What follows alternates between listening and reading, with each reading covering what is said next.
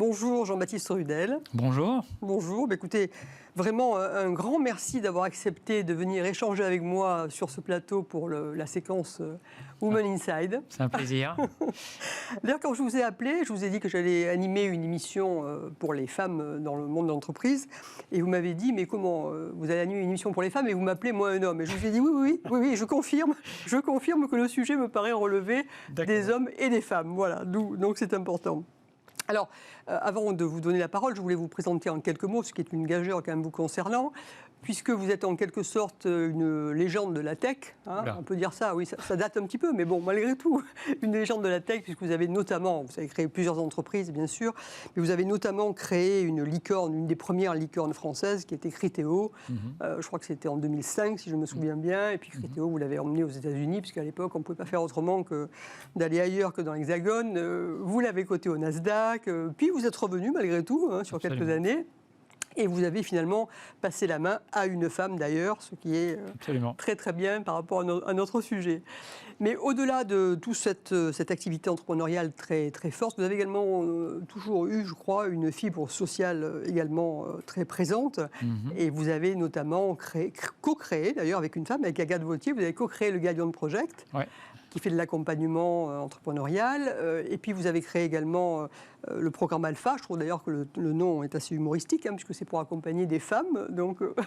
Et puis votre fondation aujourd'hui, qui travaille également, c'est Non Research, travaille également beaucoup dans l'accompagnement, notamment de programmes de femmes. Alors, ma première question, finalement, compte tenu de la largeur de vos expériences et de votre pensée, c'est de vous demander comment vous jugez aujourd'hui la place des femmes dans la tech en général et comment les choses ont évolué. Vous m'aviez dit qu'à la création de Criteo, le sujet n'existait pas.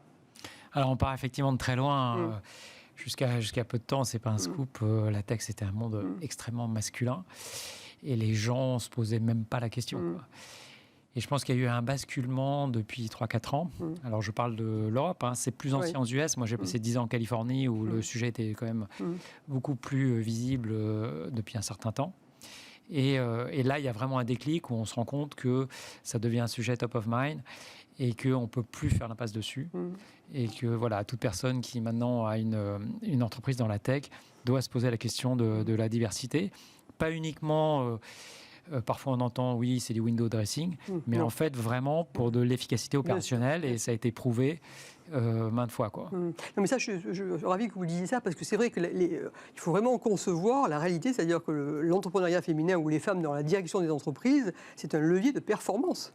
Il y a un truc qui m'avait frappé, moi, qui a été un de mes déclics, c'est qu'on veut toujours promouvoir les meilleurs, c'est ça qui fait qu'une entreprise va vers l'excellence.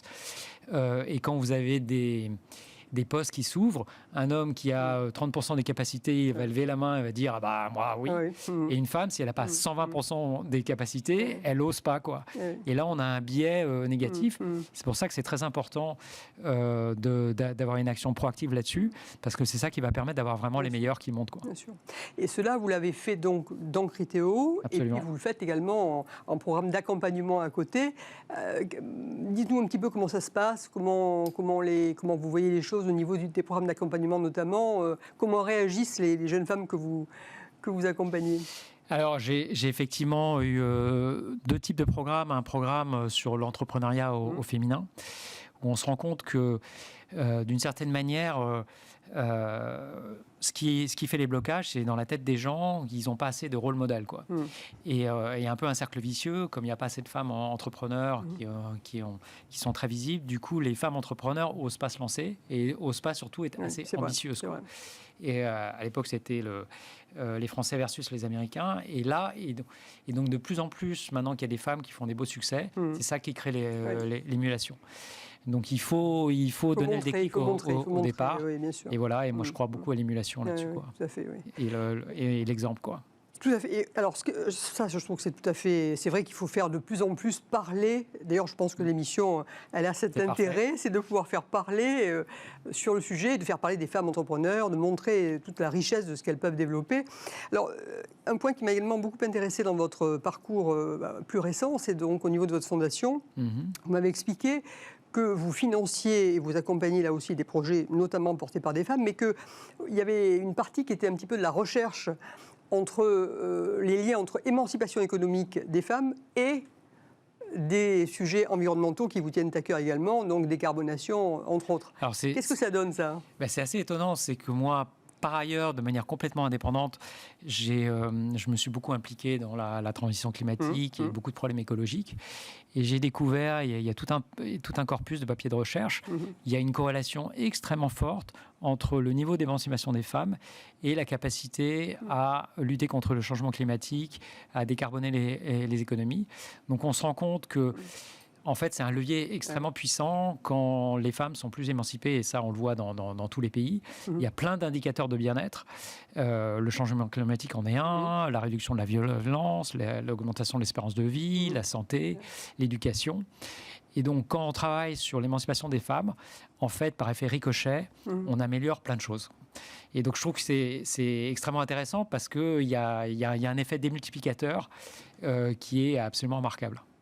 Oui, c'est formidable. Écoutez, alors ça, vraiment, je pense que c'est le mot de la fin, parce que de se dire que toute cette action, elle est profitable pour tout le monde, elle est profitable pour la société. Absolument. Parce que souvent, on fait du sujet femmes un sujet qui est auto-centré sur les femmes. Ce n'est pas le seul sujet. Bien sûr, il y a une partie du sujet qui concerne l'épanouissement des femmes en tant que tel, mais je trouve que le sujet le plus intéressant, enfin, du moins vu sous l'angle où on l'approche tous les deux, c'est justement ce que ça apporte à la société.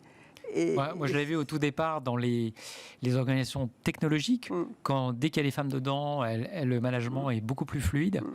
Et on le voit au niveau de la société en global, quoi. Et donc, voilà pourquoi le sujet me tient vraiment à cœur. C'est formidable. Et donc, les programmes que vous développez permettent d'améliorer tout cela. Donc, c'est formidable.